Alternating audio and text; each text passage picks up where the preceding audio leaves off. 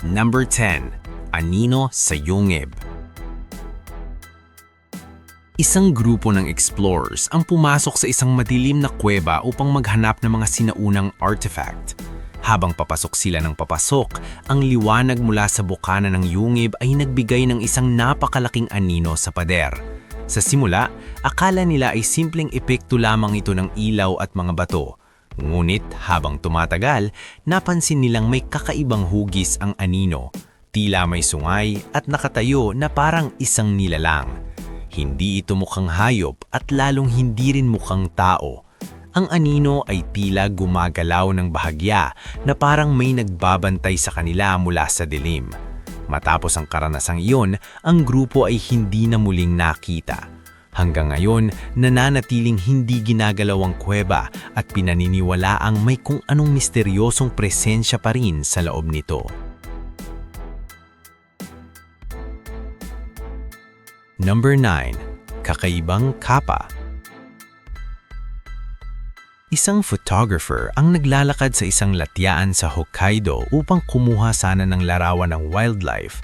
Habang lumalalim siya sa lugar, napansin niya ang kakaibang amoy na parang isda na hindi normal sa paligid. Dahil sa kuryosidad, sinundan niya ang pinagmumulan nito hanggang makarating siya sa gilid ng tubig. Doon niya nakita ang isang kakaibang nilalang. May berdeng galiskis, hugis tao ang katawan at may matigas na shell sa likod.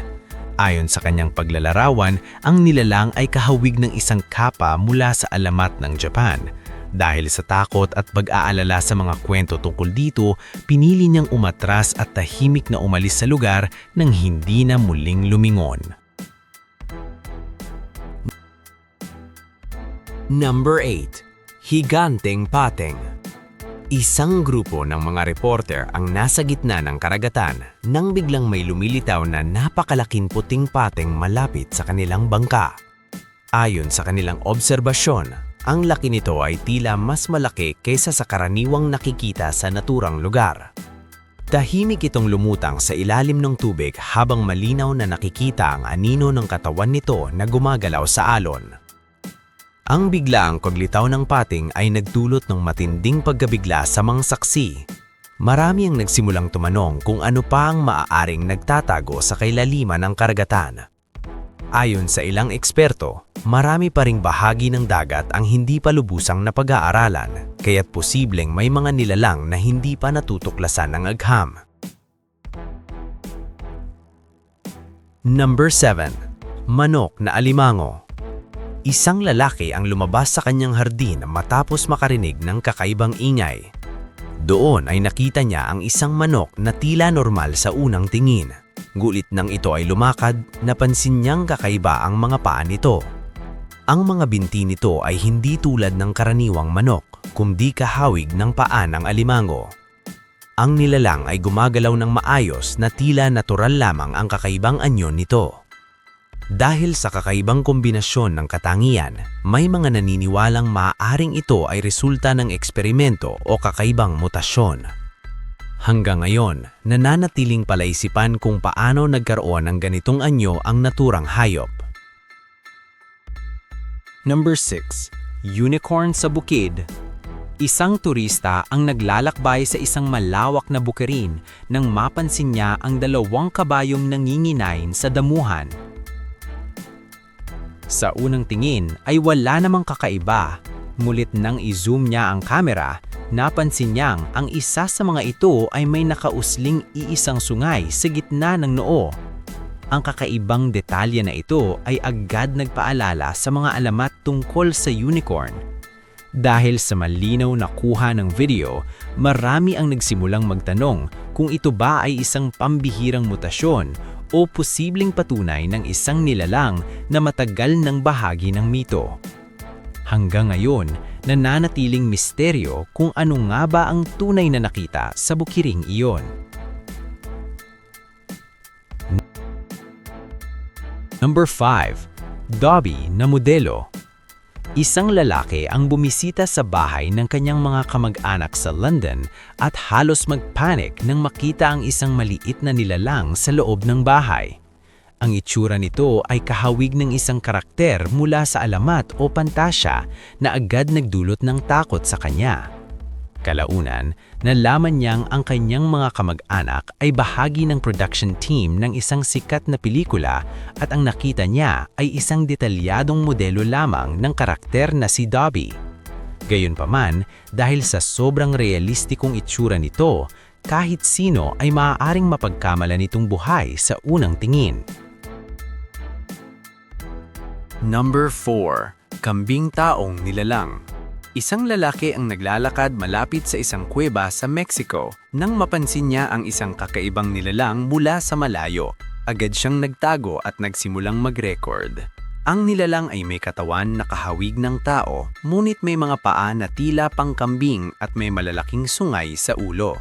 Ang galaw nito ay tila natural sa lugar na para bang doon ito talaga naninirahan. Nang pumasok ito sa loob ng kuweba, napagtanto ng lalaki na maaaring iyon ang tirahan nito. Dahil sa takot, pinili niyang umatras ng tahimik. Hanggang ngayon, nananatiling palaisipan kung ano ang tunay na nilalang na iyon. Number 3. Nakakulong na pakpak. Sa isang liblib na lugar, may naitalang video kung saan makikita ang ilang kakaibang nilalang na tila kahawig ng mga unggoy na humihila ng isang metal na kulungan. Sa loob nito ay isang itim na humanoid na may malalapad na pakpak na mahigpit na nakatiklop sa likod. Ang nilalang ay hindi gumagalaw na nagdulot ng maraming tanong sa mga nakakita ng footage. May ilan ang maniniwalang ito ay isang hindi kilalang species, habang ang iba naman ay nagdududa at inihisip na maaaring ito ay isang maingat na ginawang props. Sa kawalan ng opisyal na kumpirmasyon, nananatiling bukas ang interpretasyon sa tunay na nangyari. Number 2. Nakakatakot na aso. Noong isang gabi, may kumalat na video kung saan makikita ang dalawang magkaibigan na nag-aalaga ng kakaibang aso na kanilang nakuha mula sa hindi kilalang pinagmulan. Sa unang tingin, tila normal lamang ito. Ngunit habang tumatagal, napansin nilang may kakaibang kilos ang hayop. Sa isang pagkakataon, tila nagsalita ang aso sa isang malamig at nakakatakot na tinig.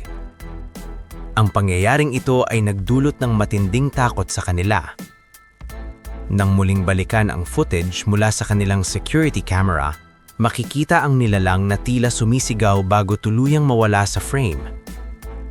Hanggang ngayon, hindi pa nan malinaw kung ito ay tunay o isang gawa-gawang palabas. Number 1. Pegasus sa Serengeti. Habang nagsasagawa ng wildlife observation sa Serengeti, isang eksperto ang nakakita ng isang nilalang na hindi niya inaasahan. Sa gitna ng kapatagan ay may isang puting kabayo na may malalapad na pakpak. Ayon sa kanyang ulat, ang nilalang ay nagpakpak at lumipad ng mababa sa ibabaw ng lupa bago tuluyang naglaho sa kalayuan. Dahil sa video na kanyang nakuha, marami ang nag-iisip kung ito ba ay isang bihirang likas na anomalya o isang bagay na matagal ng bahagi ng mga alamat. Ang pangyayaring ito ay nagbigay ng bagong interes sa pag-aaral ng mga hindi pangkaraniwang obserbasyon sa kalikasan.